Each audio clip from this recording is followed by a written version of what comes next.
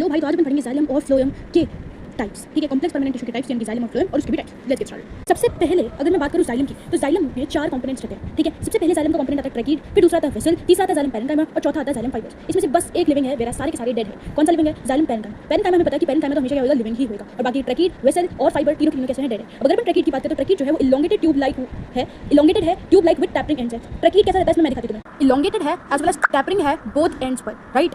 Of course ये dead है, इस वजह से यहाँ पे प्रोटोप्लाज्म नहीं रहेगा, यानी कि विदाउट प्रोटोप्लाज्म है। और जाइलम है तो ट्रांसपोर्ट तो किसका ही करेगा, वाटर का करेगा, राइट। फिर वेसल्स की बात करते हैं तो लॉन्ग सिलेंड्रिकल ट्यूब जो है, ये लॉन्ग सिलेंड्रिकल ट्यूब होती है, दिखा दूं, ये लॉन्ग सिलेंड्रिकल ट्यूब होती है। तो ये जो लॉन्ग सिलेंड्रिकल ट्यूब है जो कि एब्सेंट रहती है इसमें जिम्नोस्पर्म्स में, तो ये बिल्कुल ध्यान रखना है। बहुत बार क्वेश्चन आता है कि कौन सा जाइलम का कंपोनेंट है जो कि एब्सेंट रहता है जिम्नोस्पर्म्स में, व्हिच इज वेसल। ठीक है, तो vessels is absent in gymnosperms. ठीक है, ये क्या रहती है, मल्टीसेलुलर रहती है, सही बात है। डेड रहती है, डेड है तो डिवॉइड ऑफ प्रोटोप्लाज्म भी रहेगी। लिग्निफाइड रहती है लार्ज सेंट्रल कैविटी से, लिग्निफाइड भी रहती है। इसी को कहा जाता है main water conducting elements in angiosperms. ठीक है, चलिए आगे बढ़ते हैं। ट्रैकीड हो गया, वेसल हो गया, xylem parenchyma. Xylem parenchyma living होता है, थिन वॉल्ड होता है, पैरेन्काइमा सबको पता है। Involves radial conduction in water में स्टोर फूड। रेडियल कंडक्शन मतलब कि जैसे ये पूरी स्टेम है ये, ठीक है, तो स्टेम के दूसरे ऊपर नीचे से तो पहुंचा देगा, पर लीव्स में कौन पहुंचाएगा, तो ये जाइलम पैरेन्काइमा पहुंचाएगा। ठीक है, फिर स्टोर फूड भी कर सकता है, कभी स्टोर फूड भी कर सकता है। फर्स्ट पैरेन्काइमा तो स्टोर फूड करता है ना। पैरेन्काइमा का काम ही एक तो स्टोरेज था, राइट। फिर उसके बाद आता है पैरेन्काइमा फाइबर जो कि डेड होता है, लिग्निफाइड विद ऑब्लिगेटेड ल्यूमेन, मतलब बहुत ही छोटा ल्यूमेन, बहुत ही छोटा ल्यूमेन, बस इतना सा बात है। ये ध्यान रखना कि xylem fibres have thicken walls and obligated central lumen. ठीक है, अब आ जाते हैं फ्लोएम पे। अब अगर हम फ्लोएम की बात करें तो फ्लोएम के भी 4 कंपोनेंट हो सकते हैं, राइट। फ्लोएम के सबसे पहले चार कंपोनेंट कौन कौन से हैं? Sieve tubes, companion cells, phloem fibres और बास्ट फाइबर्स। अब इसमें से बस जो है एक जो है वो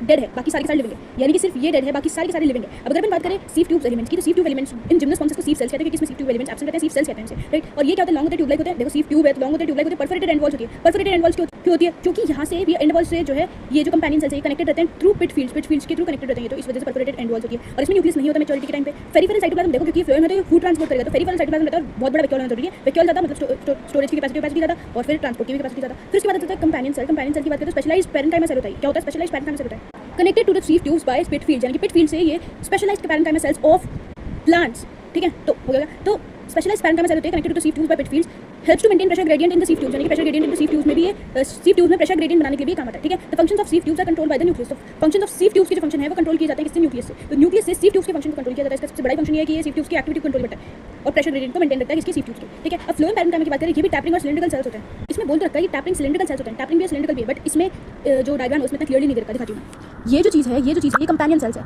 ये जो चीज़ है ये फ्लोएम पैरेन्काइमा है। ये जो है ये सीव ट्यूब एलिमेंट्स, ये जो पतले से सीव ट्यूब एलिमेंट्स है, और ये सीव पोर्स है जो मैंने दिखाया था तुम्हें, ये परफोरेटेड एंड वॉल्स सीव पोर्स। ठीक है, अब फ्लोएम पैरेन्काइमा जो है स्टोर करता है फूड को, रेजिन्स को, म्यूसिलेज को, लेटेक्स को, ध्यान रखना ये सब स्टोर।